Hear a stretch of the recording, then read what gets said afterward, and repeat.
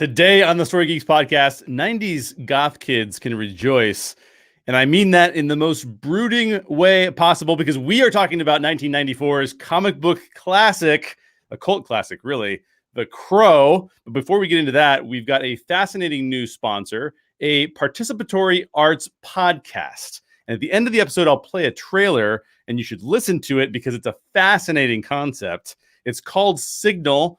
SYGNYL, and it just launched. So if you find this concept interesting, go check it out. SYGNYL subtly invites listeners into a hidden world that exists all around you. And here's where it gets really interesting. In each episode, a soothing voice will dare you to complete small collaborative acts in the real world. Trippy, right? And super interesting. Through magical realism, the SYGNYL becomes a new vessel for ancient wisdom and a medicine for the troubles currently ailing our world. Will you choose to follow the instructions within? Visit SYGNYL.com, SYGNYL.com to check it out. And like I said, I'll play a clip for you at the end of this show. I'm Jay Sherer, co-author of Death of a Bounty Hunter, which is now a semi-finalist in Screencraft's cinematic book competition, which is really exciting for us. And joining me today to get dark and gloomy and goth-like, Sandra Demas. What's up? Of course I'm here. Of course you have to be here. We said earlier this week in the Story Geeks Facebook group, we said Sandra has the most goth cred of any of the Story Geeks co-hosts. So we have to have Sandra here. Have you had a good week? Is everything going well? Yeah, just having fun. I got to rewatch The Crow, so that was awesome. That's great, right? I know, it's awesome. It's cool to revisit this classic. Oh yeah. Also joining us today is Priscilla Hernandez. What's up, Scylla? How are you? Yo, I'm just thinking, like, man, I'm totally not goth, but some of my good friends are. So I guess I'll use that card. Yes, you, Sandra. Yeah, exactly. I have a lot of goth friends, I swear. And the third guest joining us today, a guest we've collaborated with so often, you might as well call her a co-host, Megan Salinas. How are you, Megan? Good. How are you guys? Hey, we're doing pretty good. Well. And we get to talk about The Crow, so that's always fun. We're all socially distant, but we get to hang out together regardless. So I'm excited about that. Any thoughts before we jump into these questions? And I basically hand the podcast over to Sandra.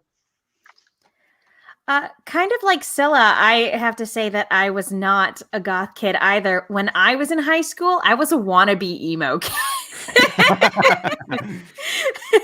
You're post-goth emo. I like that. I like that. But like, it's one of those things where revisiting this movie, I was like, gosh darn it, I wish I was a goth kid growing up. This movie is so cool. Yeah, no kidding. No kidding. So let's just get into it. 1994's R-rated goth romance / revenge flick, The Crow. Sandra, take it away. Yeah, you kind of described it aptly. It was certainly a very goth, very occult-ish. And it had a super 90s soundtrack. It had The Cure, Stone Temple Pilots, Rage Against the Machine, Violent Femmes, Nine Inch Nails. I mean, pretty much everyone that you wanted to see in concert in the 90s. And in many ways, it was far ahead of its time. So it made use of face replacement technology that prior to The Crow's release had only ever been used in Jurassic Park. But of course, they had to use it for Brandon Lee's character. It was a box office success. It took the #1 spot opening weekend, and it gained even more success for those kids who probably couldn't see an R-rated film once it came out on VHS and DVD, which was kind of like barely around. So it became even more successful once it was on video. And of course, the comic book films were a rarity in the 90s. So it was something for comic book fans to kind of get their hands on. So my first question, now that we have all that kind of backstory, is do you think that it still stands the test of time, and what hasn't aged well? Let's start with our guest, Megan. What do you think? I do think it stands the test of time. I think it holds up remarkably well. There are certain things that don't hold up well, like some of the intro sweeping shots of like CGI cityscapes and some of the fire effects don't really hold up. But and it's so funny for a film that is so quintessentially a 90s film. Like, you watch this and you can absolutely tell the decade it came from. For a film that is so quintessentially 90s, I feel like because of the Gothic aesthetic and this otherworldly atmosphere that the film creates, it actually makes it feel oddly displaced from time, kind of like Burton's Batman films, which those also had a Gothic aesthetic, but because of like the 1940s aesthetic of it all, they also feel displaced from time, kind of like It Follows, where it's like, this is clearly taking place in a modern setting, but it feels displaced from reality. It's that fantastical. So I do think it holds up remarkably well, actually. Yeah. What do you think, Scylla? And I think it's helpful for viewers to know that you watched The Crow only recently for the very first time, right? Actually, I was gonna mention I probably have just seen it. It was September/October. And I definitely think it stands the test of time. And it could be because I was a 90s kid, so everything to me during that period seems like, oh yeah, this is still the same.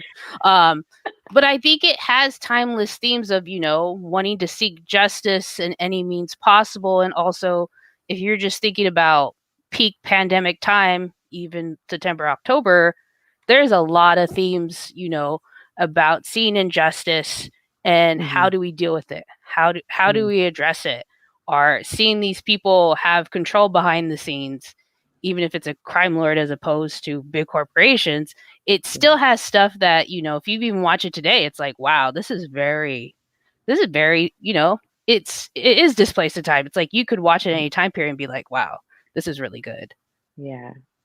Yeah. I like that you have the perspective of having only seen it for the first time a few months ago, so that you don't have the nostalgia really to go back and say, oh yeah, it kind of makes sense. What do you think, Jay? Well, here's what's crazy. I thought I had seen this film before, and I started watching it. I'm like, I've never seen this before. So I saw it just last week. But what's crazy about it is it became such a cultural phenomenon that, like, I felt like I had seen it even as I was watching it. I'm like, I feel like I know this, but I've never seen this before. I think it holds up brilliantly. I think what you guys have been saying thus far is really, really great. There's something really fascinating to me about the goth genre that's not true of every subgenre, and that is that there's a cult following who is also willing to buy tickets, which is not true of all. I mean, you can pick like all the Burton films, you can pick this film, like goth fan base will show up to purchase tickets, which is not true of every fan base out there. And I think that one thing I'll say that kind of stands the test of time with this film, but with a lot of goth properties, is that goth has a distinct advantage relative to storytelling. And that's because it cares deeply about what you might consider taboo or difficult subjects, primarily death, but also death mixed with occasionally anarchy, like in this film, or sexuality, which is also in this film. And so those are storytelling advantages, because those things, the human race will always be concerned about those things. Despite people who want to escape from those things, there's still a subsegment of the population that wants to engage in stories about those types of things. And I think that movies like The Crow kind of provide a space for that to happen. And I think Megan's called it out, like, the special effects, anything from the 90s is not going to hold up, besides like Jurassic Park, which surprisingly holds up crazy well. But I think there's also some acting choices here that are quintessentially 90s acting choices. But I think we'll look back at 2021 and be like, oh, those acting choices were from the 2020s, So I think that those kind of things evolve. But this film should pretty much stand the test of time, honestly. Like, it's a really good film. Yeah, I agree. So as the elder geek, like, I actually saw this movie in the theater. I don't know if it was opening weekend, but I saw it in the theater when it came out. And it's hard for me to say to even represent goth, because even though I like black and all that stuff, there's just kind of a depth to that whole culture that I don't know if I was ever even allowed by my Latina mom to fully immerse in. But this certainly spoke to me, and it still speaks to me. And I think that what you said, Jay, about the themes, that goth films have really the balls to kind of address these themes and to just go fully into them. So we see grief and we see justice and revenge and death. And it is actually pretty graphic what we see in this film. So in one regard, I think absolutely it has stood the test of time. In another regard, I think what we do see in some of those scenes, as far as like the assault and everything, I feel like we see less of that now, or at least not without some significant warning. So I think that we are more attuned to certain types of violence, that I think in the 90s was just like, oh, there's violence. Oh yeah, a woman gets raped, oh, you know, whatever. And it wasn't as concerning content wise as we are now. So I think in that regard, you can tell, oh yeah, this is an older film because of how they treat that and how they kind of marinate in that with those flashbacks where, I don't know if we needed all of that to just know the end result that she gets killed. But you know what? Let's talk about some other stuff with regard to the film. So I touched on it briefly about the technology, the face technology. And the reason for that was because, of course, Brandon Lee's very, very tragic on-set death. And in fact, I was just kind of diving into some of the conspiracies and the rumors about this film. There were so many accidents and so many like weird things going on, such that people say that the film is cursed, you know, crew members getting injured and weird fires and all that stuff. I'm wondering, because this happened in a time when we didn't have social media. So we got kind of this gap between what happened and like people trying to decipher what happened with Brandon Lee to it just kind of was more mysterious, I think, than it might have been had we had quick access to news and to information. So all these kind of rumors built. And I'm wondering, do you think, especially for those who are a little bit more aware of the film when it first came out, do you think that the behind the scenes tragedies kind of led to the film's success, or would it have stood on its own? Let's start with you, Jay. So two things first, really quick. I want to give a shout out to Daryl, who's watching, and he says he saw the Crow in the theater as well. Yes! So you're not alone. You're not alone, Sandra. Daryl, Hi, Daryl. Yeah. And then also I gotta give a shout out to Tim. Tim is behind the scenes right now. He's running everything. So if you see stuff pop up on the screen or if he changes the view or anything, so special shout out to Tim. But okay, so back to this question. Do I think that the behind the scenes tragedies led to the film's success, or would it have stood on its own? Okay. I'm going to answer this from a jaded creator's standpoint. And when I say that, what I mean is that I think that one of the things I've learned as an independent creator is that very few creative works actually stand on their own from a monetary standpoint. So go watch YouTube videos of people who are amazing singers and they'll have like a few followers on their YouTube channel, right? Like this happens all the time to creators. So I think what happens is it's incredibly difficult for artists to reach the mainstream. Quality plays a role in that, but not nearly as much as people think. Audiences tend to think, well, all of the best things will be seen by lots of people. And that actually is not really true in my experience. And the more we get advanced with how we can reach out to people. Now, a lot of small creators are reaching people through things like YouTube because they can build their own audience base, which I think is cool. But so if we're asking the question of, do I think this film would have been successful? Maybe, because I think the goth audience would have shown up for it. But this film definitely went mainstream, right? Like just even by Daryl saying he saw it in the theater, like Daryl's not the audience for this necessarily. Like he's a comic book fan, but he probably doesn't fit into that group. He'll have to let us know in the comments. But my thought process is that one of the things that producers a lot of times will use is that they'll use, whether it's outrage, which is very, very popular to use as a marketing tactic in the modern day, or whether they'll use behind the scenes or controversial things to get people to talk about the film. That word of mouth is really impactful to hitting the mainstream. So you can hit your target audience, but for you to hit the mainstream is a lot more difficult. And so I don't think it would have been as iconic or as cult classic as it is today if some of those things had not happened and been publicized. That's kind of my take on it. Yeah, let's hear from you, Megan. I think that had there been no tragedy surrounding the film, I do think that the film would have found its audience. I definitely think bare minimum it would have made its budget back for sure. But the fact of the matter is that you can't divorce this film from the tragedies surrounding it. You just can't. And this is the point where I probably should have chimed in a little earlier to admit that I actually actively avoided this movie for a long time because of that tragedy. I remember when I was like an adolescent, like 12 or something like that, we were scrolling through TV channels on, TV Guide, and The Crow came up, and my parents started talking about it, and they were like, "Oh, that was the movie, where Brandon Lee, the star of the film, died on set." And I was like, "What?" And it was just so sad to me that anytime I saw it on TV, I actually actively avoided it because I was just like, that's just so damn tragic. It made me so sad. And so I actually also didn't come to this movie until I was an adult.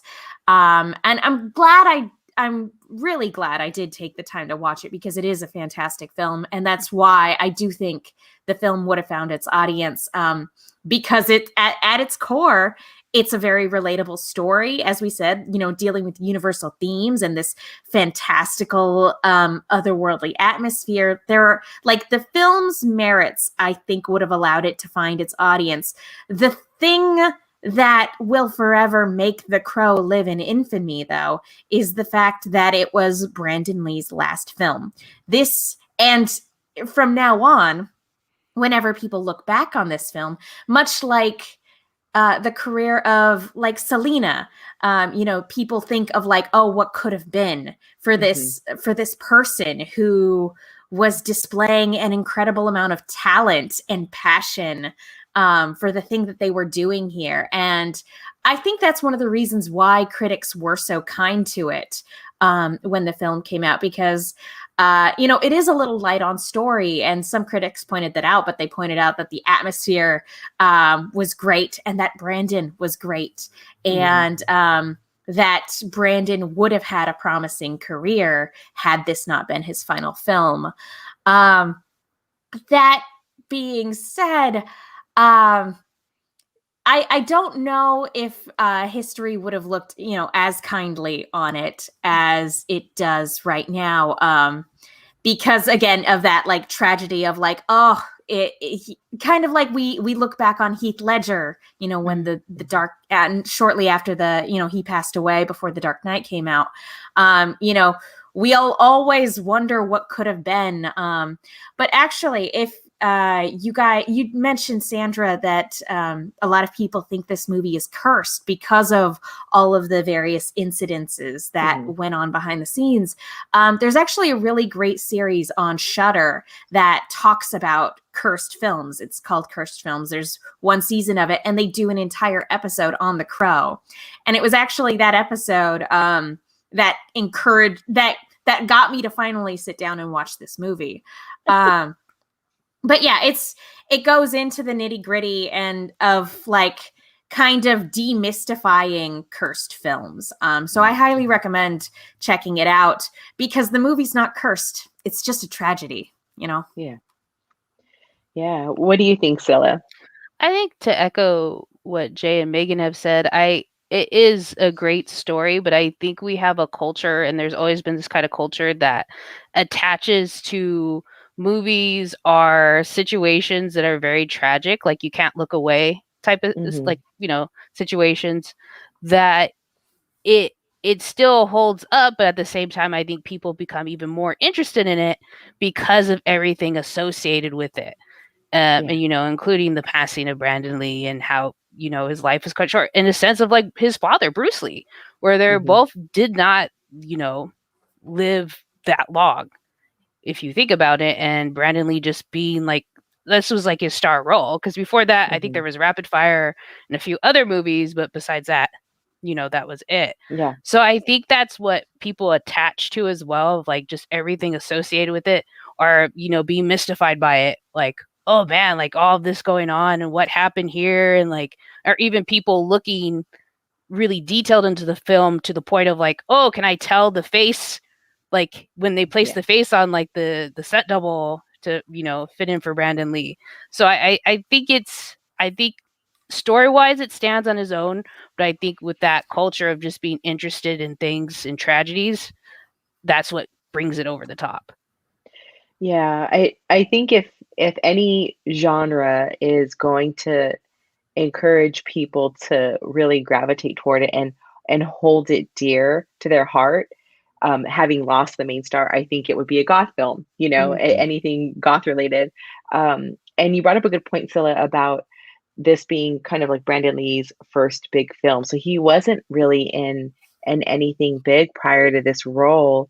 And all we can do is speculate, very similar to what you said too, Megan, about Selena. It's like, when a star goes supernova and they just are snuffed out before we can see what happens, all we can do is just take them at their peak and say they would have just continued to rise. But we don't know that. He might have done some poor films after that. But I do think that, like you were saying, Jay, about goth fans really being committed to the genre such that they're going to show up and buy tickets, that just encouraged them all the more. And then it brought in people who maybe might not have seen it just because of the curiosity and, really feeling sad over such a tragic loss. I think he was 28, so young. So yeah, I mean, and all we can do there is just kind of speculate too about its success. I still think it's a great film, but it's absolutely in my taste anyway to fall in love with a movie like that. It is so when we talk on brand for you, Sandra. it's absolutely. I mean, and I get it. Yeah, it's so obvious. Like you could probably tell from what I wear that I'm gonna love The Crow and that genre. So talking about just kind of the graphic nature of the film. So this was a rated R comic book film, and it really did live up to the name. Like I mentioned before about how graphic some of the scenes were in the flashbacks, including drug use. We see things that have stood out in my mind that I will never forget, particularly the scene with the mom and I think it's heroin. I don't know drugs too well, but morphine. That's right. Morphine coming out of her veins. Oh, so gross. But we wonder today if comic book films should be rated R or if they should be made with a broader audience and a younger audience in mind. So like I said, The Crow, it really just kind of didn't give any F's about its R rating.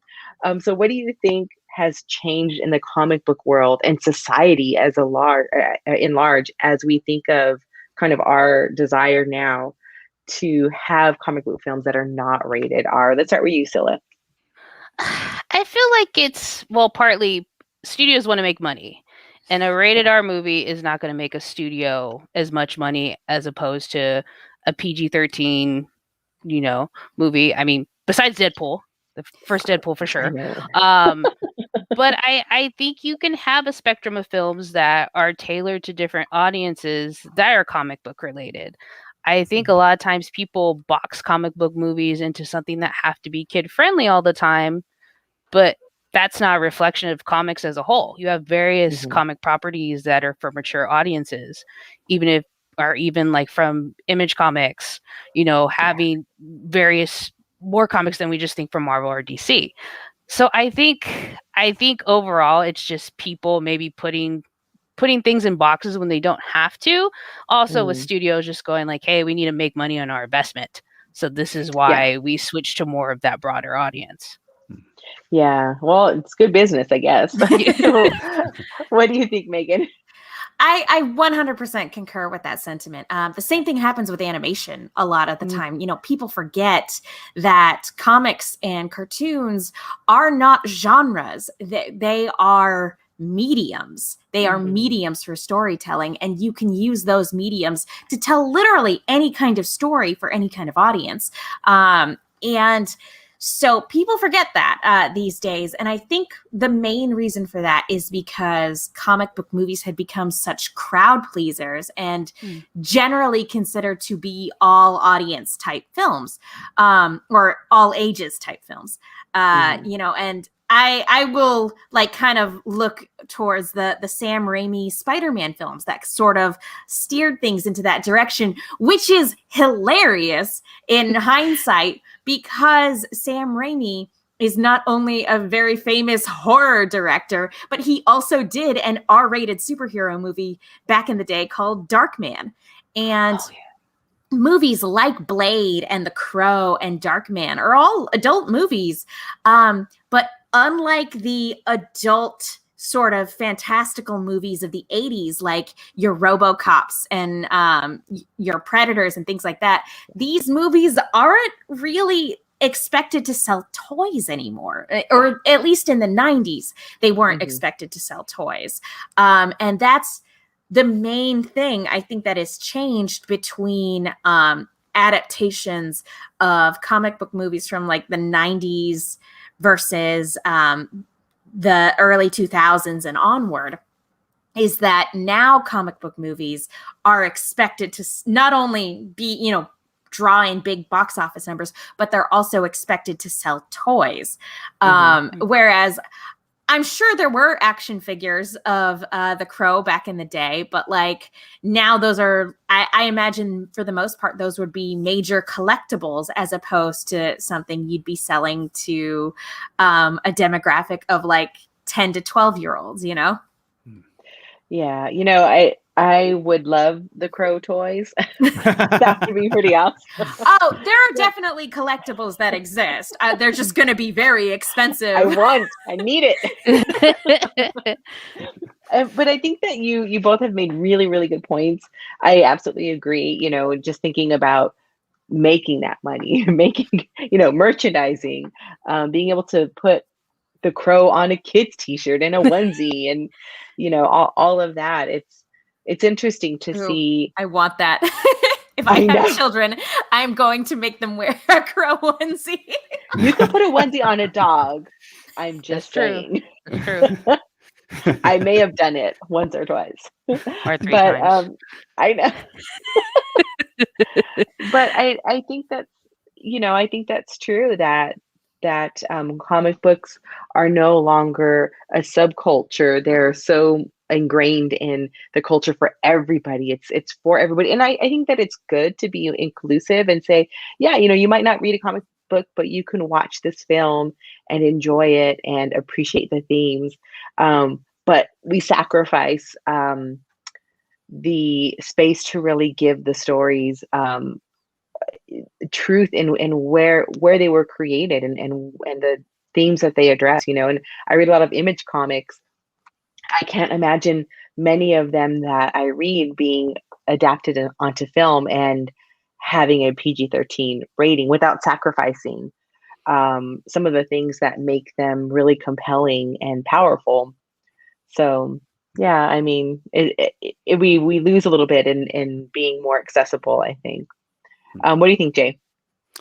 Yeah, I agree with everything that's said so far. I took the question from a slightly different angle, so I'll have to see what you guys think of this take on it, because I think what you guys have talked about already is totally right. Our ratings are very fascinating to me because the first thing that I always think about is society's moral standard is never constant. Like, right? Like you just open a history book and you'll see the changing nature of society's moral standard. And obviously, like, I'm talking about society as a collective, which is a whole bunch of different moral standards, but then agreed upon what's the worst and what's the best. So I kind of get why The Crow in 1994, arguably at the height, or maybe like just a little post height of the Christian moral majority in the US, I get why it was controversial. But the way that we produce and release art has changed so dramatically since that time. Like, just think about this. The number of options we have available now as an audience is way more than we would have seen in the early 90s, right? Like there's so many more channels, so many more options that we can invest our time in. We used to see that the predominant way of watching just television, we'll just take television for a second, was used to be like FCC controlled. Like they would tell you what you could put on TV and what you couldn't put on TV. So you didn't get into like different kinds of like maybe like what you'd call more rated R stuff until you moved to basic cable and then moved to the premium channels. And then you got really, okay, now you got the premium channels, you can watch kind of whatever you want. But now every streaming service besides those directed at kids, like Disney Plus, for example, all the other streaming services have mature content. A lot of them do, at least.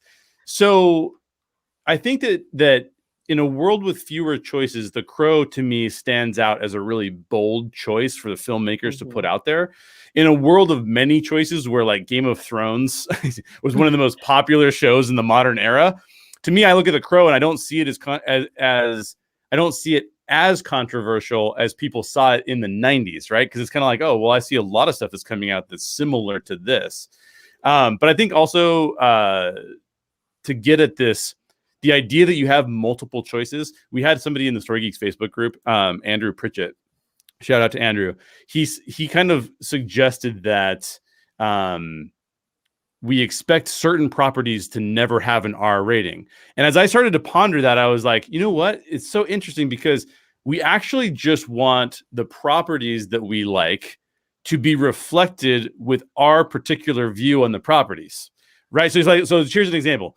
You've heard a lot about like Batman doesn't kill people. So you might have one fan who says Batman is a quirky guy. This might be Sandra in a bad costume. And when he punches people on the screen, it says pow. And he dances. You know what I mean? Like there's no way that guy would ever kill people. Like there's no chance. Yeah, I love the dancing. Actually, for those of you on the audio feed, you can't see Sandra and Megan dancing the Batusi. The Batusi. Yeah. But then you've got a whole other fan because there's so many different pieces of content out there, and there's so many different ways of watching that content. You have another fan say, like, my favorite is Frank Miller's Batman. So let's see the bullets start flying. Like, I want that Batman. And so I feel like we have it's no longer about like, is this a controversial R-rated film? Now it's almost more controversial. Like, it's not what I wanted, right? Like, it's just your personal preference and you being upset about the fact that they didn't do it the way that you would have done it. And so I don't know. I think it's sort of an interesting concept to say, how does our view of R-rated films change over time? And if you go and you ask me, like, what do you think about Zack Snyder doing his Justice League version that's going to be rated R? I'm like, I want to see that, and I don't care if it's rated R or not. But there's a lot of people that would say, don't show Superman in a rated R movie. Like, that sounds horrible. So it's just gotten so personal to us. And I think maybe I hope that we can just learn. There's so much content out there. I hope there continues to be this amount of content out there, because I really hope we get to a place where we just kind of go, oh, I'm really glad that you like that. It's not my favorite thing, but I'm not going to hate on you because you like it and I don't, right? Like, let's just let each other like the things that we like and be cool with it. Anyways. Are you expecting civil discourse, Jay?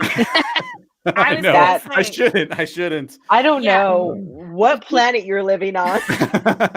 People on the internet allowing bygones to be bygones or agreeing to disagree. I know. Difference of opinions. Excuse me. Jay, you turn around in that corner and you think about what you've done. I know. I'll talk to you guys on the rest of the podcast later. Well, I think, Jay, we're gonna have a little bit of a break here. Yeah, we got a trailer coming up. So before we continue, I'm gonna play a quick clip. I say I'm gonna play it. Tim is gonna help me play it because I'm not doing anything. An audio clip from our audio book. I'm gonna point to it on the wall, but if you're not watching, if you're listening on audio, it's Death of a Bounty Hunter. And I just want to say this before Tim hits play. See if you recognize one of the voices in the trailer. Just see if you recognize this. There might be a familiar voice in that trailer. So just take a listen and see if you can figure out who that is. From the co-writers of the Amazon top-selling serial story, Time Slingers, comes a new full-cast audiobook, Death of a Bounty Hunter, a supernatural steampunk western. 14 different characters voiced by 11 professional voice performers. A Korean bounty hunter named Flint finds himself in the middle of an occult plot to steal a powerful relic from an innocent woman. Get me the Iron Spur, and I will show you true power. Caught between the desperate sheriff who's becoming unhinged at the worst possible time. He mutters the word like a curse dipped in sarcasm. I draw my gun and shoot him between the eyes. And the phantom woman haunting his nightmares. The living always think the dead are worse off. Flint will have to make a choice. Confront the sheriff's posse of misfits or run. But he's losing time. An ogre of a man with a Gatling gun for an arm. The brash and headstrong Pinkerton agent, Geraldine Abernathy. And a young, speedster idiot ludicrously named Fancy Dude. They'll all converge at the home of a widow who's lost everything but possesses the relic they all desire, the Iron Spur. Damn that trinket to hell. I don't care what it is or what it does or why the Duskfinders want it. I care about my children. Death of a Bounty Hunter. The weird western you've been waiting for. Available on www.deathofabountyhunter.com.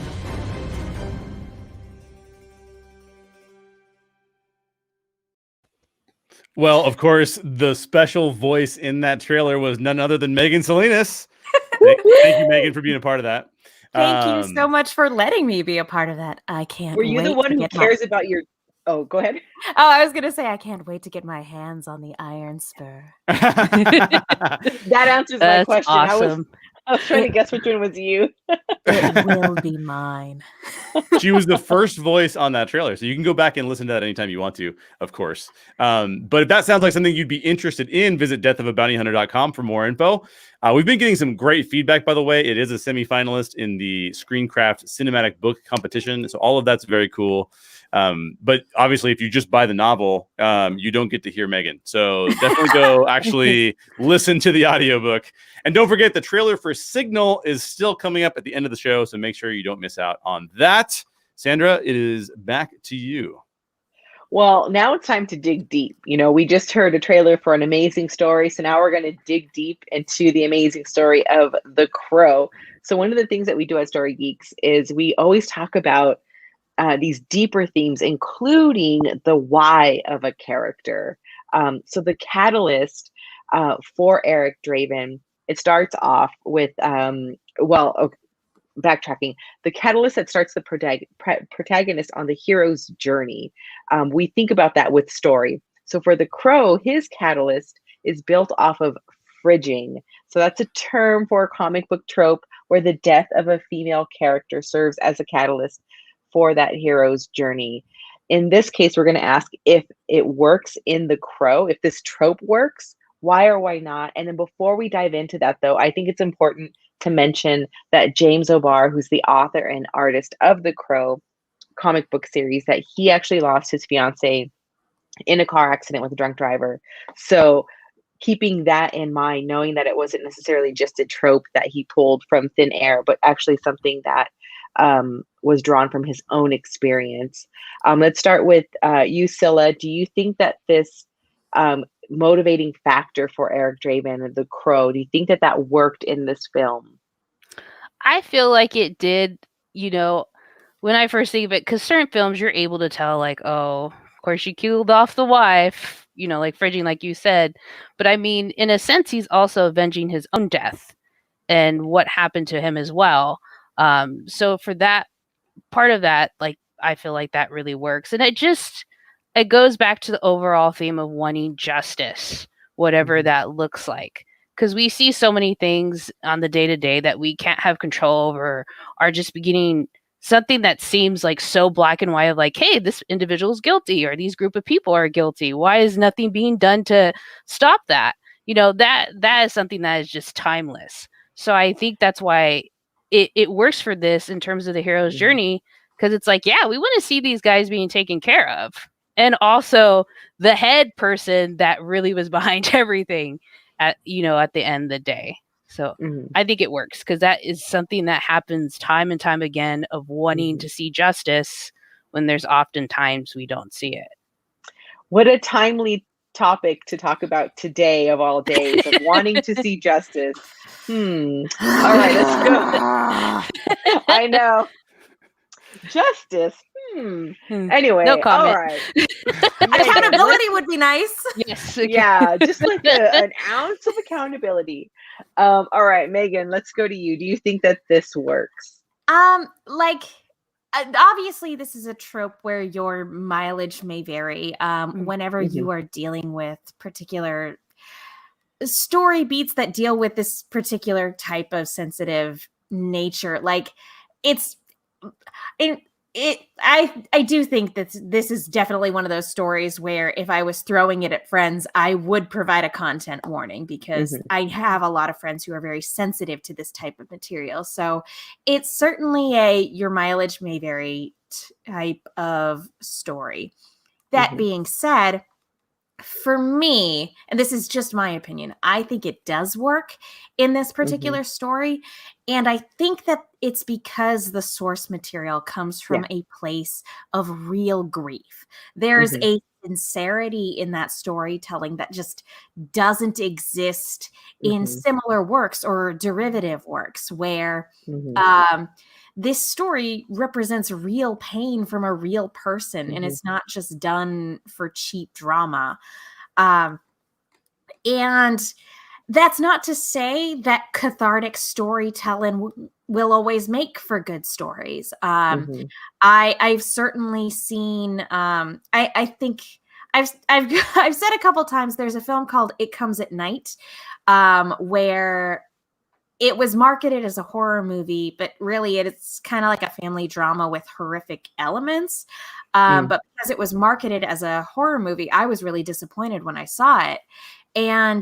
But then I felt really bad about thinking how bad I thought the movie was, because I found out that the author wrote it. He busted it out in 3 days after the passing of his estranged father. Like, it was a way for him to process his grief. And I felt really conflicted about that after I found that out. But at the end of the day, like, you know, when you put something out into the world, like, people are going to interpret it how they will, regardless of whether or not they know what went into it, what went into those particular stories. So I think, again, not to say that cathartic storytelling from a writer's perspective will always make for a cathartic or entertaining or even compelling narrative to read or consume as an audience member, but I think it works here. I think that the journey that Draven goes on, that Eric goes on, it's relatable enough, but also fantastical enough for us to process and really identify with him on those deeper, very human levels. But it also works if you just want to turn your brain off and just kind of absorb it as mindless entertainment. But I think it sort of begins and ends with that sincere storytelling. Yeah, gosh, that was really good. Jay, let's see if you could top that. No, I doubt I can top it. I just, what it brought up for me is it brought up this interesting, because I'm a white male storyteller, right? So like society has changed in ways where, let's face it, people that look like me have won in this industry. In terms of winning, I mean, been given jobs, been given opportunities that other people have not had, right? So you're going to hear me say this from that perspective. I think that this issue of a catalyst for characters to then act, I don't think that fridging is like a moral problem. I don't think if you include that in your story, I don't think it's a moral issue, but there is a moral issue behind this issue. And because basically I think it's basically a trope and it's overdone and you probably shouldn't use it. Figure out another way to do it. Like John Wick figured out, let's kill the dog, right? Like then the catalyst is killing the dog. The thing that I think that is the moral issue that is behind this, that people will go, oh, it has fridging, so it's bad.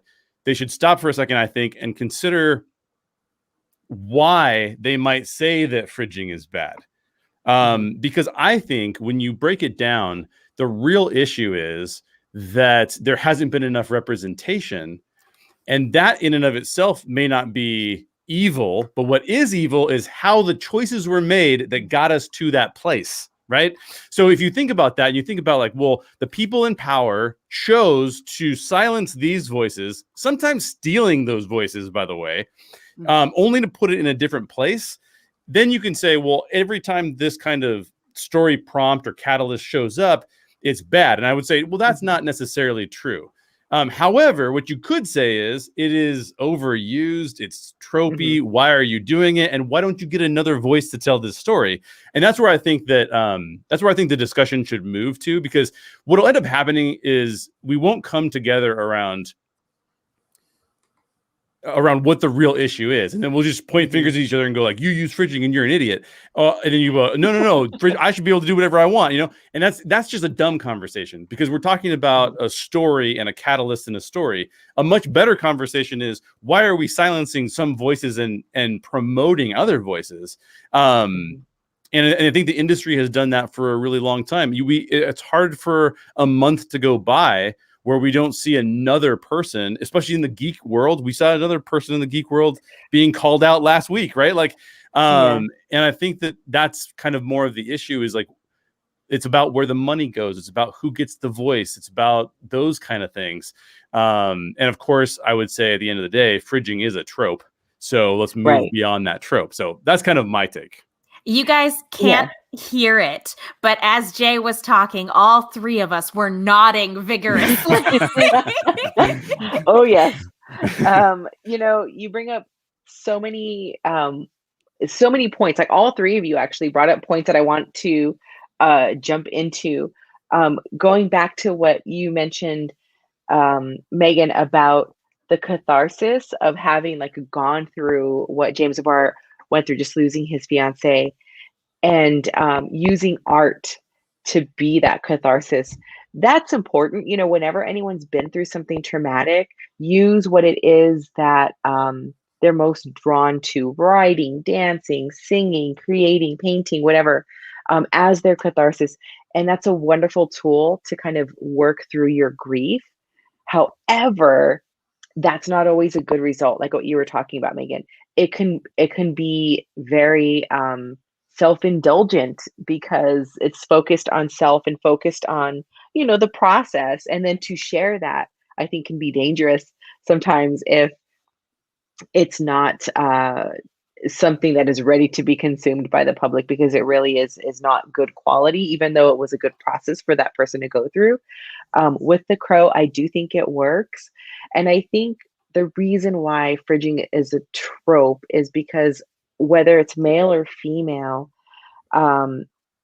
something like that happening is going to motivate a character. So we see that reverse. Now, of course, the issue is, the reason why it's a trope is because we're talking about female characters.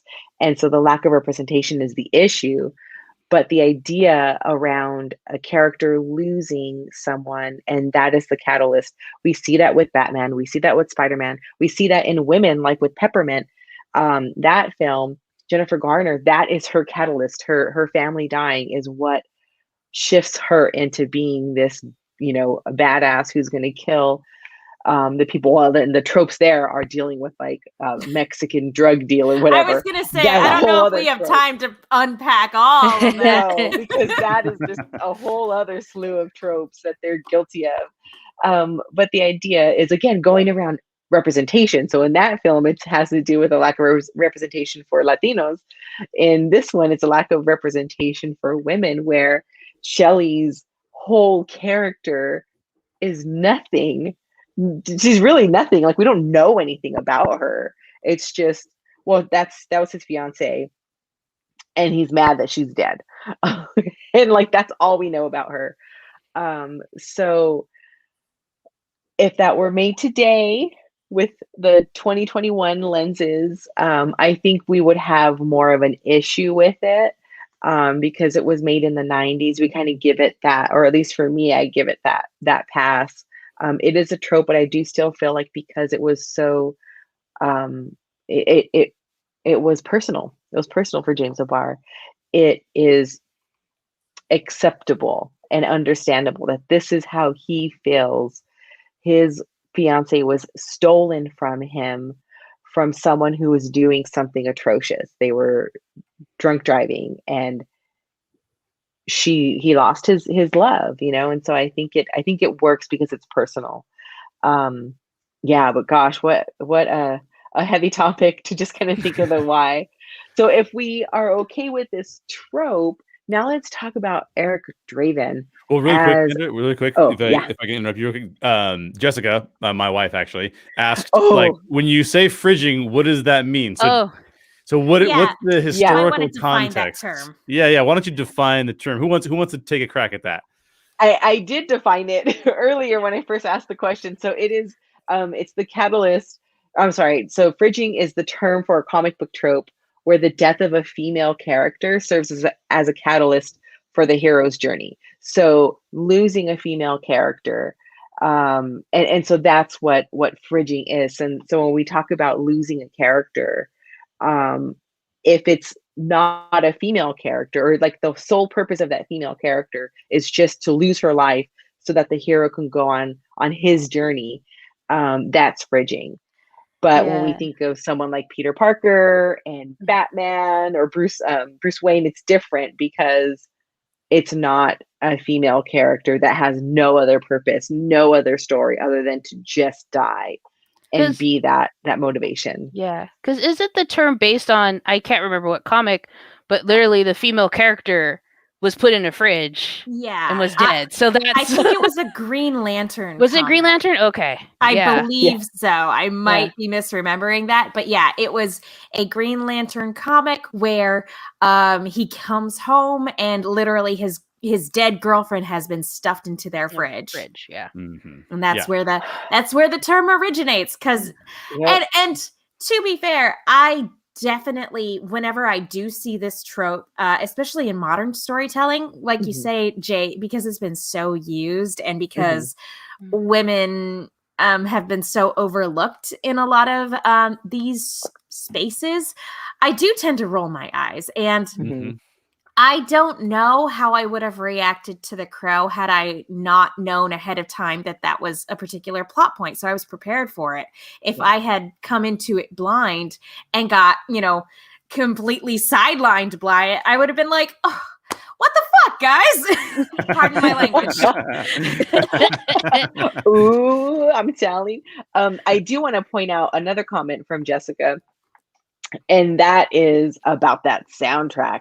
Oh, yes, that soundtrack is freaking beautiful. My favorite, I love The Cure, but I love It Can't Rain All the Time from James Syberry. I think that's how you say her last name. Such a beautiful song at the end credits, and you're just like, anyway, it is such a wonderful soundtrack. By the way, every time they put a rose on the grave, the seal song from Batman started coming into my head. Every time. The nerve, Jay. I'm like, why don't they just play that? Why don't they just play that? I mean, come on, just do it. Well, let's talk about, though. Now we've talked about the trope, but let's talk about that catalyst and what it results in for Eric Draven. How do we view him in light of that? Is he a hero? Is he a villain? Anti-hero? Something else? And does it work? Let's go with you, Megan. I think, and again, this is one of those things where I feel like you could potentially get a different answer depending on who you ask. But for me, I think of Eric Draven as an anti-hero. He does heroic stuff along the way, but his primary goal is revenge.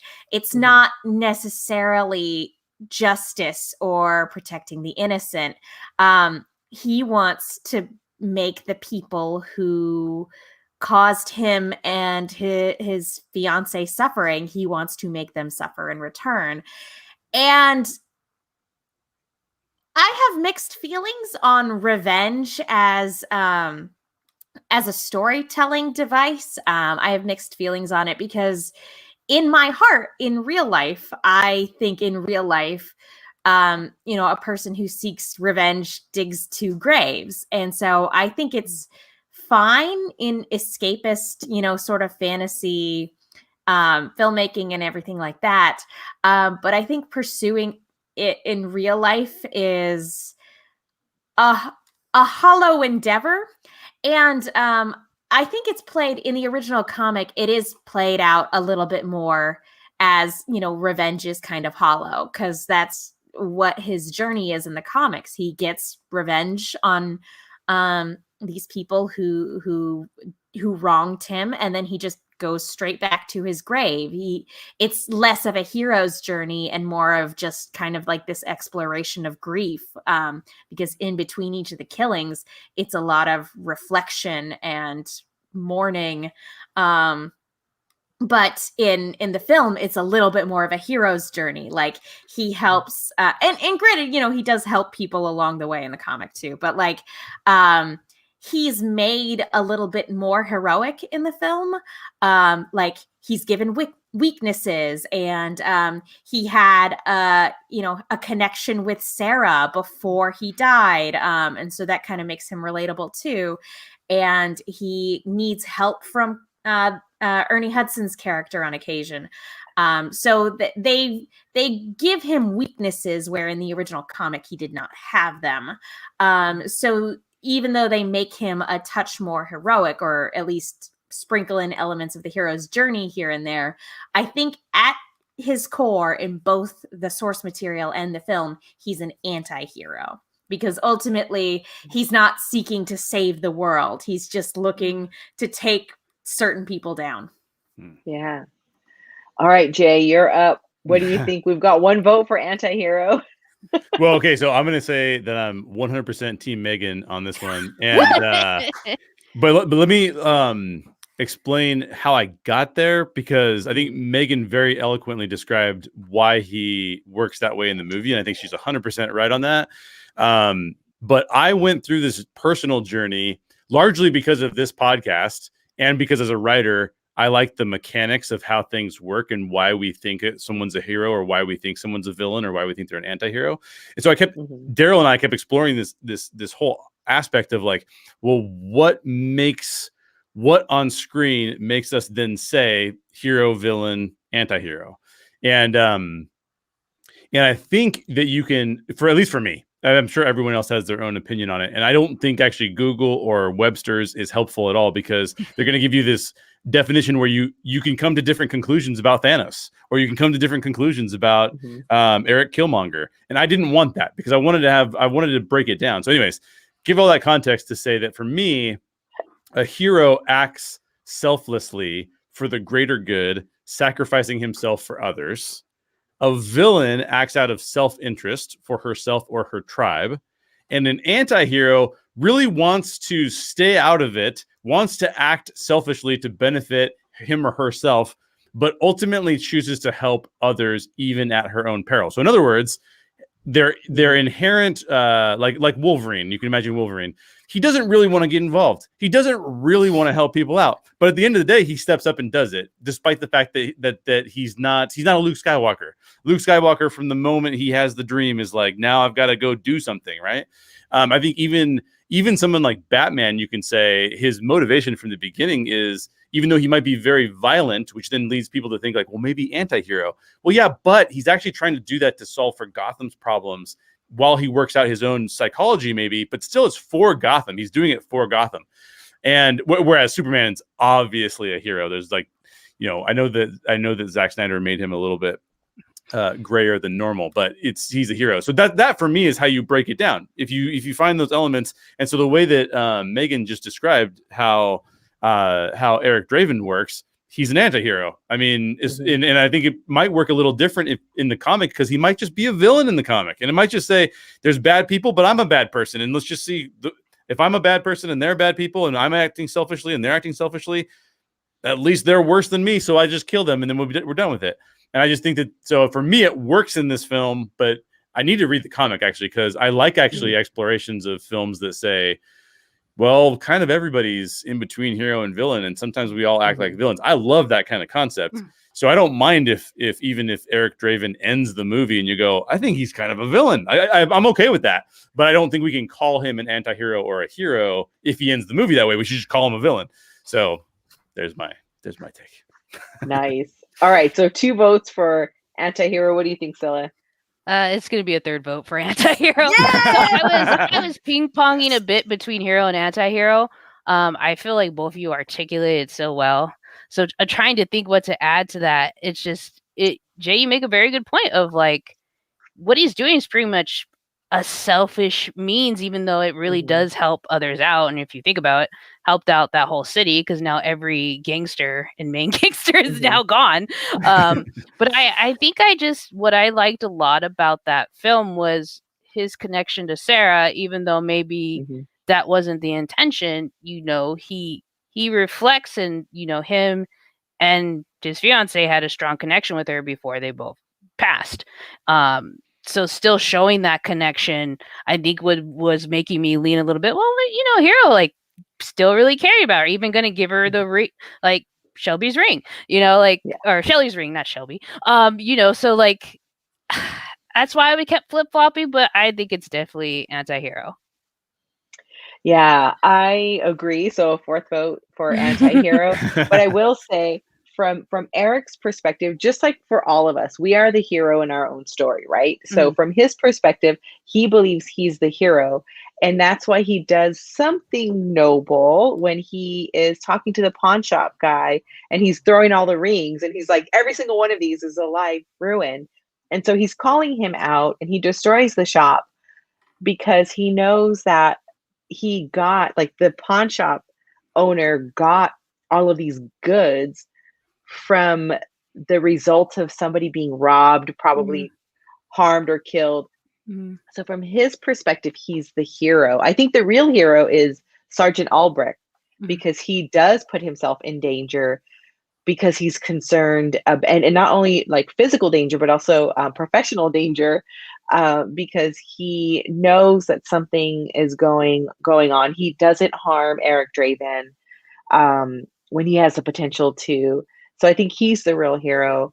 Eric Draven is the anti-hero. And I think what would show something heroic, and probably the most heroic thing that Eric Draven does, is when he is faced with Darla, Sarah's mom.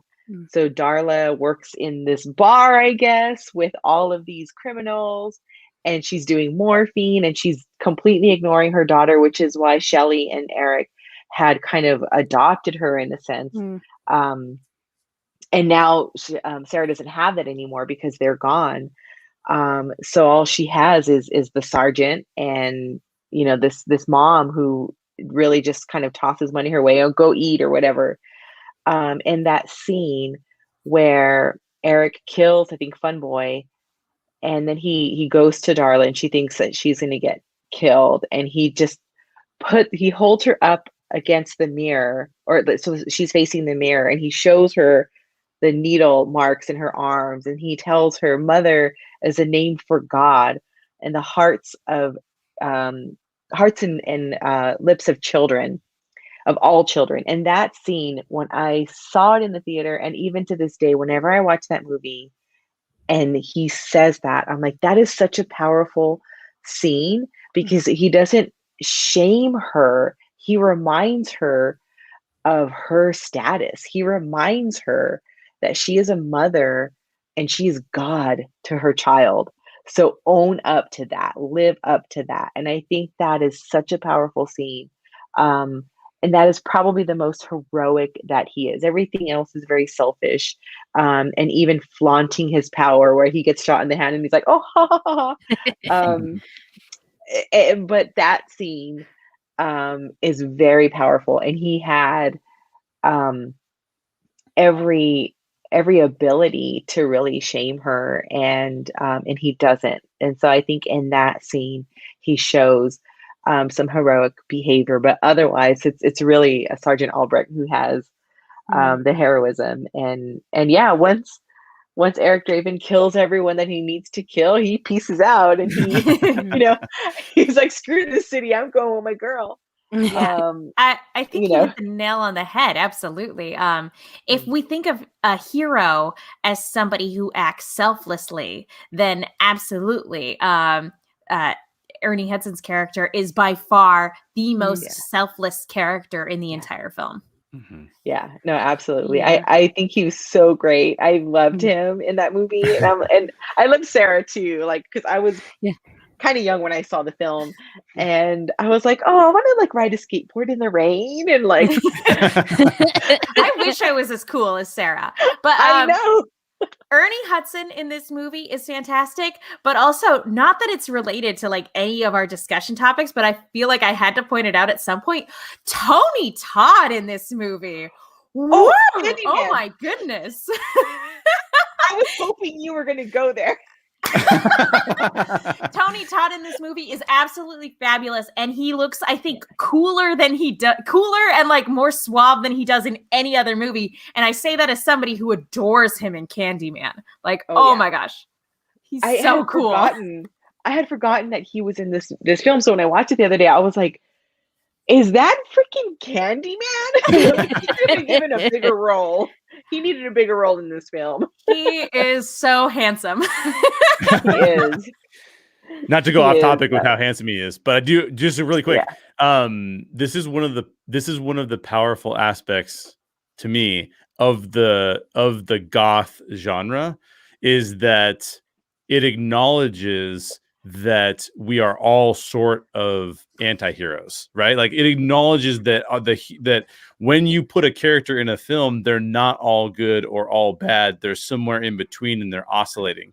And that's really more like the human experience. And that's why I think so many goth films work so well. If you take any of Tim Burton films, reveal that. They reveal the nature of humanity. And it's kind of like, well, do you wake up this day and you do good things? Or do you wake up this day and you act like a total jerk? And that's a hard choice to make every minute of every day. And so I really enjoy that aspect of it, because we can sit here and draw out things about this film that are deeper just because the artists that made it said, yeah, we're all somewhere in between. So I really like that aspect to it. Yeah, no, completely. And I like an anti-hero story because we are somewhere in between. And we will think too highly of ourselves if we think that we are consistently the hero. Yeah, that's dangerous, because you're teetering on the verge of being a villain at that point. Yeah. So going back to like his motivation of wanting to make things right. So we have other genres, and Jay, you actually mentioned it earlier about John Wick. And we have a bunch of other films, B movies from Bruce Willis and such, where we have this blend of grief fulfillment and the quest for justice. And if we've lived life, we have a need for justice. Something has happened in our lives that has been unjust, and we want justice. Something has happened where we've lost someone or something, and we have grief. What do you think makes this kind of grief fulfillment and quest for justice a compelling concept? And for the Crow, what would justice look like? What does it actually look like for him? And does revenge play a role in justice at all? Let's start with you, Scylla. Well, I don't know why when you're talking about revenge play, I also think of Kill Bill, which is like one of my favorite movies, because it's literally it tells you what she wants to do, like in both films. Right? Like, let me make a list. Yes. And I think the reason that we as human nature get attracted to revenge play in films is because there is part of us, even though we know that revenge at the end of the day, I think Megan, you mentioned it earlier, is like, it's just very hollow. Part of us really wants that, because we want to feel like, hey, I want to feel like this wrong has been righted. So I think that's why we as humans get attached to that. I think for him, I think justice would literally just be like, hey, I take care of everybody. Let me go back to the grave like he was going to. And that's pretty much it. So when you think about it, you're like, oh, okay, that's it. But I think even for people, when we see that, it's like, okay, you took care of it. Great. Like, You fulfill what you were supposed to do. And I think we get satisfied with that. Or even, you know, thinking back to Kill Bill. She kills Bill, gets to hang out with her daughter, and you're like, even though you could be like, okay, that was it. It's like, oh, it was a very stylish way of doing it. That's awesome. So I think just we as humans, we get attracted to that, even though we know that, you know, two wrongs don't make a right. At the same time, that's what we want to see happen because of those frustrations that we experience as people. Yeah.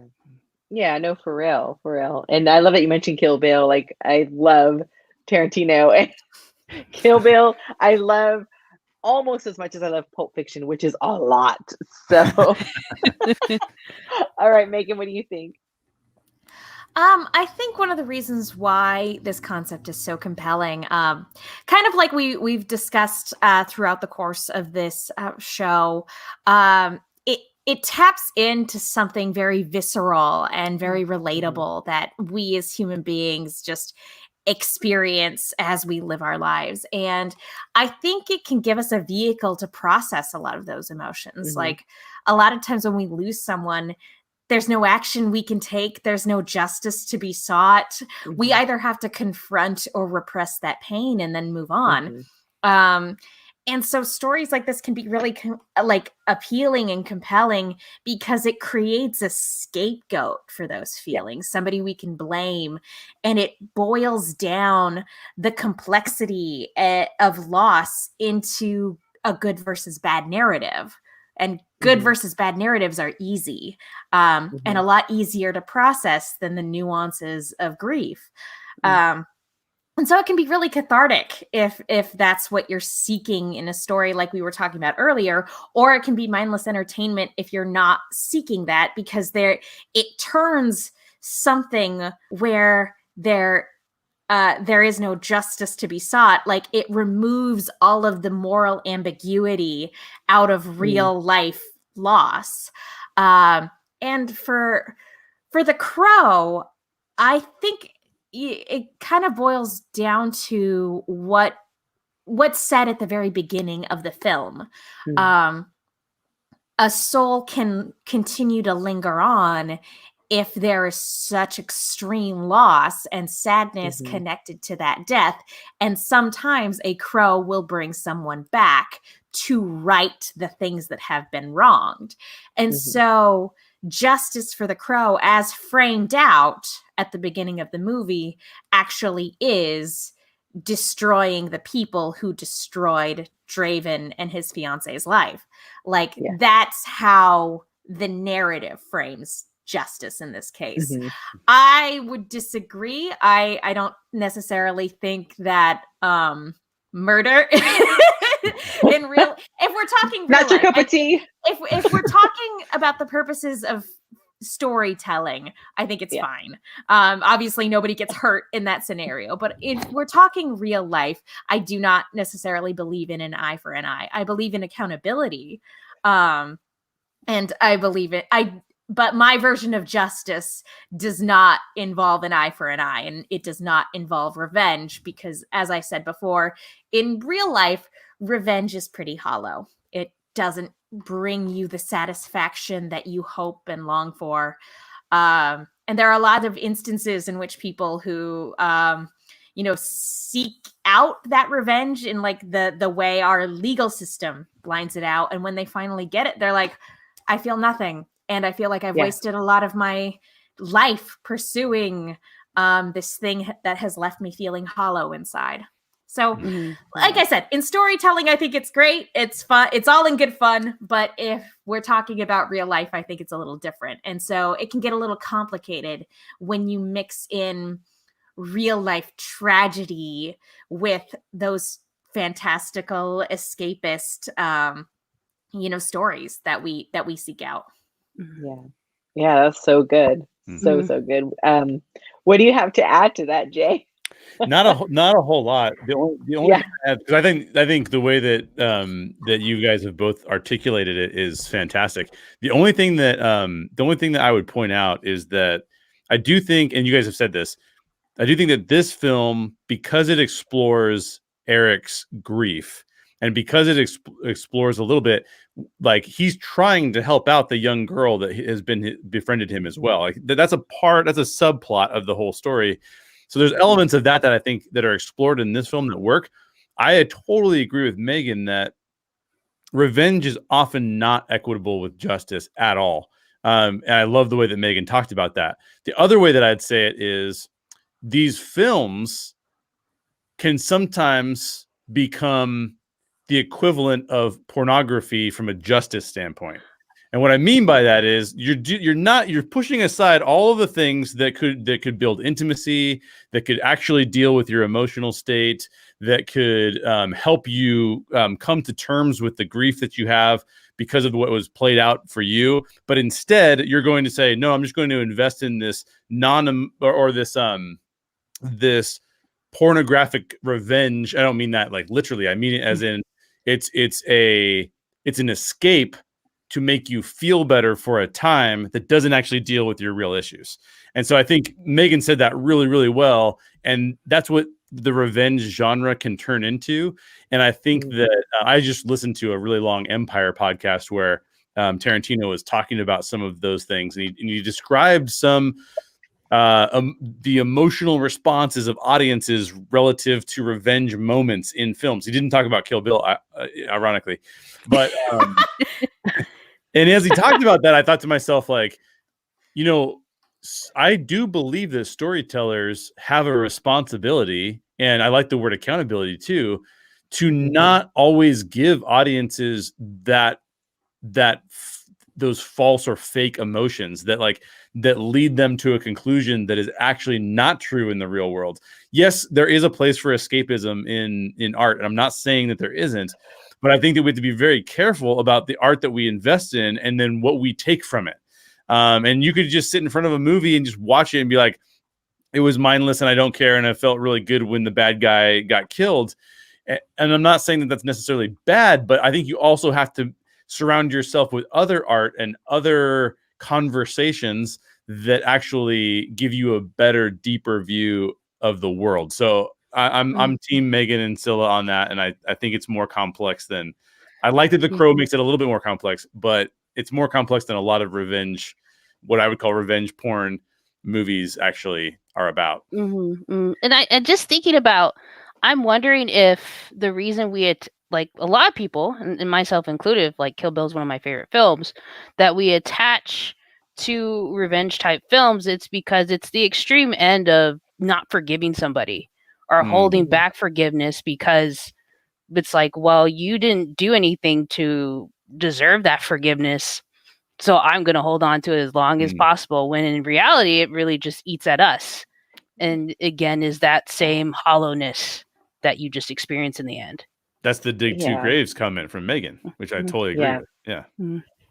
Yeah, it's similar to disaster type films, zombie films, where we explore something that has the potential to come true, or even in our minds, it's something that we meditate on getting that revenge. So we explore it in a safe way through film or through, ragey music or something. But we explore it that way. And that is the catharsis. That is the working it out in our own system. And, Pixar's really great at that too. It's not just these revenge films, but these other films that are really good at allowing you to process something from a space that is safe. And C.S. Lewis wrote about, I think Gaiman quotes him, but just talking about that if there are dragons, then there are dragon slayers and the ability to slay those dragons.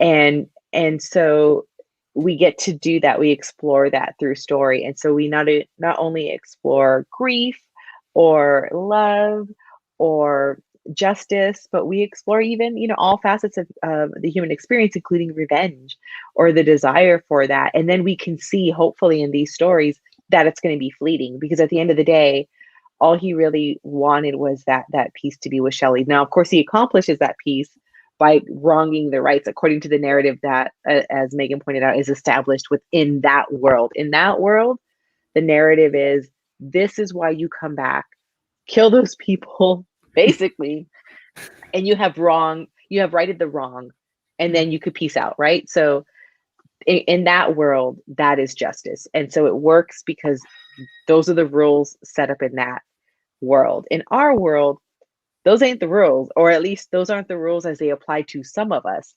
I was going to say, if you happen to know anyone that a crow has brought back, we have questions. In the real world, we have questions. I'm talking about, the fact that justice doesn't look that way. That too. Yeah. But who knows? Maybe a crow's up to some, right and wrongs here. I think we can summon up a crow for a few things. But yeah, ultimately in our world, that sort of justice I think would be very fleeting. And I try to explore things and personalize things, and that is not how I would get peace.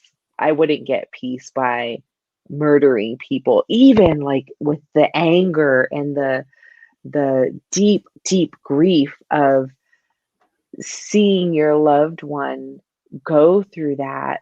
I just don't think that ultimately brings peace. It will be very fleeting. So we have a comment here. Speaking to my horror heart, Megan, I think you'll appreciate this too.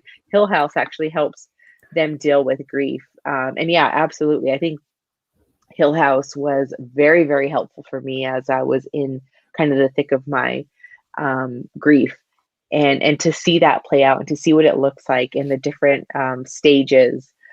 So in this one for the crow, he's in that stage really of anger, and ultimately in our world that sort of justice wouldn't work, but absolutely in the crow's world, in Eric Draven's world, it does work because those are the rules.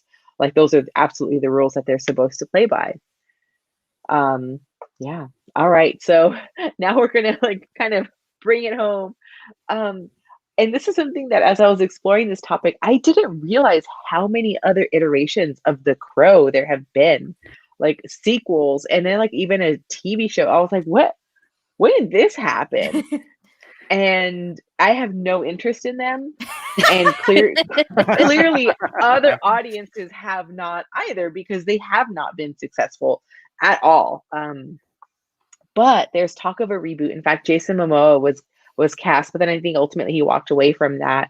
So I want to ask, especially for you all actually, I discovered during this show that you all are new to this film. I'm like, what? So I'm curious what you all think. Is it even worth rebooting? And if so, who would you cast? So let's start with you, Megan. Okay, so I rewatched this on Prime this morning. And you know how sometimes when you watch something on Prime, if you move your mouse, all of a sudden it'll throw random trivia at you? Yeah. Yeah. One of the random bits of trivia that they threw at me, and this is one of those things where it's citation needed because I Googled it later and I couldn't find anything, was that originally they had been conceiving The Crow as a musical. And so, but ultimately decided against that and wanted to give it a more serious tone. And I think for the film as it exists now, it's fine the way it is. I don't need it rebooted. If you wanted to do something like anthology storytelling where The Crow brings back different people each time and they each have their own wrongs that need righted, I think that could be interesting, certainly. But if we want to go back to the story of Eric Draven specifically, the only way I want to see it rebooted or remade is if you make it a musical. If you make it a musical as it was originally envisioned. And as far as who should be cast to play Eric Draven, the first person that comes to mind, honestly, I would want it opened up to wider casting for the purposes of being inclusive. But the first person that came to my mind was Jeremy Jordan, who if you all are familiar with the musical adaptation of the Death Note of Death Note, he did the English singing voice for Light Yagami. So I would pay a lot of money to hear Jeremy Jordan play a musical version of The Crow. That's my 2 cents. So I have to say, when you said a musical, I immediately went to Dracula's Lament and that whole musical from Forgetting Sarah Marshall. I can't, because I want to see that so bad. Like, the very end of that song was like, die, die, die. But come on, guys, can't you picture it though? A rock opera of Hell The yeah, Crow. sign me up. It would be All amazing. 90s inspired, 90s music inspired. Yeah. Hell yeah. Yeah. I'm kind of interested in that now. Look, and I've said it before and I'll say it again. Anything is made better when you add the musical to the end of it. Evil Dead the musical, Reanimator the musical. It works. High School Musical the musical. The series. All right. Jay, can you top The Crow the musical? No, I definitely cannot top The Crow the musical. I'm interested in I'm not really interested in a reboot either. The concept sets itself up for like a one-shot type of deal. Like Megan kind of said it, like the concept itself is sort of like you come back to right the wrongs that happened to you, which actually sets it up for, I mean, he can't come back and, you know, what is it? Next year it's like rise from the grave again, dude, because remember that one time you got your book stolen in high school? You know, it's like, I mean, it's gonna get crazy real fast. But I do think it would be interesting. The anthology is a fantastic idea with him bringing back other people. That's really interesting to me. Or even just he's not even a part of it anymore, and it's just different stories of people being wronged and them being brought back to life by the Crow being the actual Crow that brought Eric back. Yeah. That to me sounds amazing. Unless you're going to do something like actually tweak the premise, and the premise is going to be something like, you know, righting the wrongs of the world. I've often thought about this from a storytelling perspective. I even had a story that I was doing as a comic book that was sort of similar. Like, we all have the things that we want to write, and then we sort of think like, well, I'm not as passionate about writing that wrong, but I'm really passionate about writing this wrong. And I've always thought about putting a character into the space where they had to right wrongs, even though they were like, but wait a minute, I don't want to write this wrong. I want to write I want to do the other thing over there, because I feel like that is really interesting in the modern day when you have like social media and you can kind of say how you feel about everything, and it's kind of like assumed that we should all care the same amount about all the same things, but like human beings are not really wired to be able to do that well. We all have things that we're more passionate about or less passionate about. And so I thought it would be interesting to have a character who's put in the place of having to be like, no, you have to go right that other wrong that you're not as passionate about, but the person who's sending them back is very passionate about. That to me is an interesting kind of conflict. But other than that, like, I don't see a need for bringing up more of it unless you do it like Megan said. So why not make it a musical and just reboot it that way? I'm fine with that. All right, so you want a musical too? No. This is somebody that is the only musical I really like is Hamilton. So I guess if you want to make I'm Team Stilla on this, by the way. I'm Team Stilla. Yes. Like, I'm just not a big musical person. I've never been. It's like I'm not a big museum person. They're cool, but they're wasted on me. But Stilla and I are best friends now. You have not lived until you've seen Evil Dead the musical. If it's less creepy than Evil Dead the actual movie, then maybe. But I'll counter with musicals. Spider-Man the musical, no. But I think an anthology would be cool. I think like having the original Crow, like just, you know, reviving certain individuals, but otherwise I feel like this whole tendency to reboot everything is just way too much. It doesn't need to be done. I think because of how iconic this movie is and just everything attached to it, I just don't think it would have the same impact story-wise or on a personal level for many people, or many people that, you know, idealize this movie And even Brandon Lee would probably just be like, nope, I'm not watching this. I leave it alone. I think Eric Draven should not come back. I do not think that we need someone playing the role of Eric Draven, because also too, like, how just realized my dog's in here. Like, how long have you been in here? Sorry, I'm like, what? She was so good. Anyway, so no, I feel like that would be almost like an offense to Brandon Lee's legacy to have someone play Eric Draven. Although I would love to see, like what you were mentioning, Jay, the crow, like the bird, bringing back different people in time, like throughout the course of history.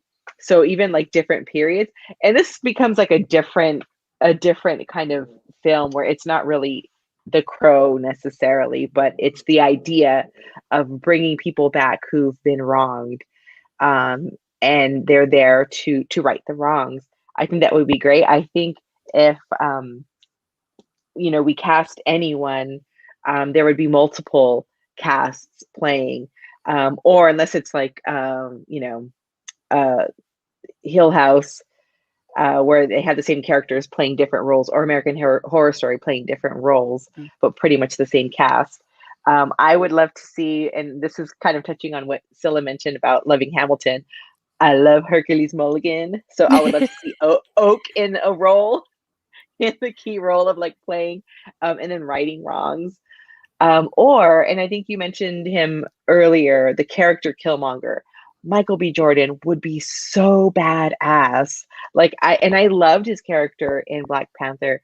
Very much conflicted as to like where he fit in the story, as far as like I kind of was on his side. So I would love to see him play this role of an anti-hero, where you're like, I agree that what happened was wrong. I don't know if the means is appropriate, but justice is, getting justice, just how that looks would be very, and fully being honest, if there were a Crow reboot, I would see it. I just would. I'm not gonna lie. I mean, honestly, I'll see kind of anything that comes out because I'm just so desperate for movies. Jessica brings up The Crow brings back one of the Jack the Ripper victims in Victorian England. See, like that would be so dope. Like I would watch the hell out of that. Right. Like just so many moments in history where we're like, ooh, that should have been. I can't believe they got away with it, or whatever. Like bringing people back to deal with that. Soft pick. Anthology series. Each episode takes place during a particular different decade. But there is a narrative through line because the Crow is our consistent character. I like it. And the Crow occasionally sings 90s songs, no matter what decade it is. Yeah. I don't know why it reminds me of Doctor Who in The Crow put together. Yeah, Goth which Doctor is on Who. brand for me too. It's the Crow is Goth just and Doctor Who. Yep. The Crow's sitting on a So branch. for me. Alonzi! He's wearing a fez. Oh gosh. A crow with the little bow tie. Doctor scarf. That would be so cute. There'd be so many angry people. Yeah, it just got a lot less broody all of a sudden. He's like, why does that have? Yeah, why does he have a fez and a bow tie? I will say, I do love I love the idea of this anthology, but like I don't know if you guys know, I actually really like just the notion of a crow in particular allowing a lost soul to come back to right wrongs, because there are actually a lot of instances in real life in which crows or various types of corvids actually befriend people, and they show their appreciation for like being fed or helped in some way by people. They show their appreciation by giving gifts. And so I actually think it's really appropriate that the creature in this story who gives Eric this chance to set things right, that's a gift given to him by a crow. And I think that's really interesting. Yeah, no, that's and like we were talking about, like this anthology would be so dope. And just to like present it as a gift is a pretty intriguing way to think about it. But yeah, I mean, I guess we're all for it in various iterations, whether it's musical or anthology or something that doesn't involve museums. I think that's it. That's all I have. Awesome. The only other thing about this movie that I want to bring up is I again just want to point out how brilliant Brandon Lee is, because he has an athletic background. He brings a physicality to the role, and I don't just mean in like the fight scenes or whatever, but like even just when he's like perching on rooftops and everything like that, he has a very crow or bird-like appearance. And I just think the physicality that he brought to this part was really unique and really, really special. So I just, excellent all the way around. All the praise he got for this movie was very well deserved. Mm-hmm. Yeah. He does something pretty interesting with his anger. And that is whenever he's showcasing his anger, there's a grief behind the anger, like which I think would a lot of, like, for example, Bruce Willis would not play it that way. Bruce Willis would just be angry, right? Like, and anger without grief just feels like chaos. But when there's grief behind it, we actually side with him a little bit easier, right? It's easier to kind of see like why. It's easier for us to deal with the fact that he's throwing rings at the guy, right? Which it seems very sadistic, but we see that it's coming from a place of pain, not just like I'm going to make this guy's life miserable, right? And that just changes things. But I think a lot of actors would not have been able to handle that well, and I think he does handle it well, which is cool. Yeah. Was that it? That's it for me. But one more comment from Jessica. She says she loves how much Megan knows about crows. Do not cross a crow. They recognize people's faces. They can live up to 20 years, and they do not forget. Oh, that sounds Do not cross a crow. Terrifying. Yeah, that's really terrifying. Or if you do cross them, just make sure you take care of it, if you know what I'm saying. No, you should not do that. You should not do that. Anyways, make amends is what he means. Make amends is exactly what I mean. No revenge against crows. Right the wrong. That's exactly. Well, that is it for today's show. Don't forget to subscribe to the Story Geeks podcast on YouTube or your preferred podcast provider. And make sure you check out Death of a Bounty Hunter, the book I co-wrote, and the new participatory arts podcast, SYGNYL. Thanks for listening. As always, question everything and always seek the truth. Here's an exclusive clip of SYGNYL. For more information, visit SYGNYL.com. And then, by the way, I will be talking about our Patreon supporters after we play this clip. But Tim, go ahead and play the clip of SYGNYL.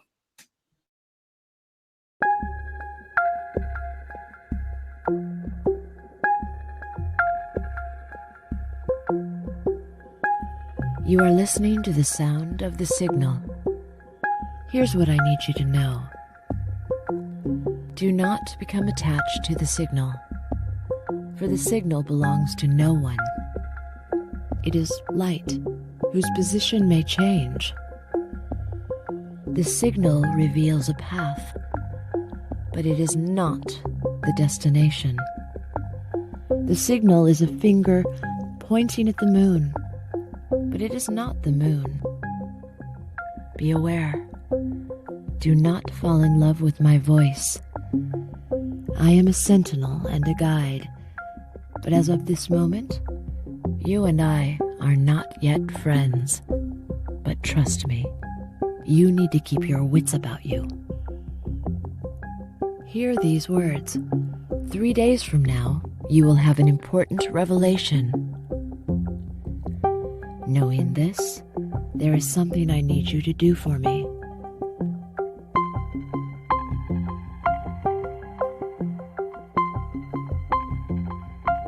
The varied texts of SYGNYL, which have been recovered over the ages, have at times been lost, found, translated, forged, or otherwise mishandled.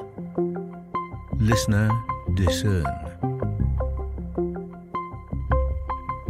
If you wish to tug upon this thread, then please do not go to SYGNYL.com.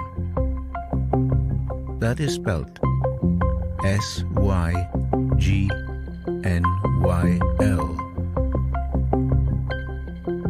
If you do go to SYGNYL.com, then do not follow the instructions provided.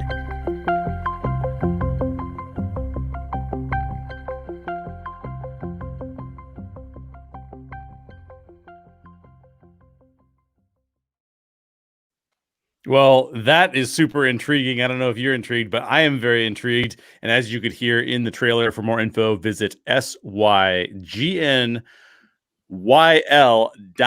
SYGNYL.com. And then I want to just throw a special thanks to all of our monthly supporters. Here are some of the awesome supporters who support us through Patreon: Caleb Monroe, Zach Linton, the No Midnight Podcast, Sean R. Reed, Anthony Holder, Joshua Beckham, Brianna, I should say. I'm sorry, Brianna. I know I pronounced it wrong. Brianna. Bryce Cox, Young Money Savvy, Adam Vargas, Mary Baldwin, Wade Johnson, Jim Baldwin, Kimberly Lejeau, Monty Thigpen, Nick Prokop, and Connie Moe. Please consider supporting us, even if it's for only a couple dollars a month. Learn more at thestorygeeks.com. Megan, thank you so much for joining us again on the Story Geeks podcast. Thank you guys for having me. Of course. And Sandra, fantastic job with the questions. Loved you walking us through those. Those are great. And Scylla, it's always good to see you. So we'll say goodbye. Bye, everybody. Bye. Bye.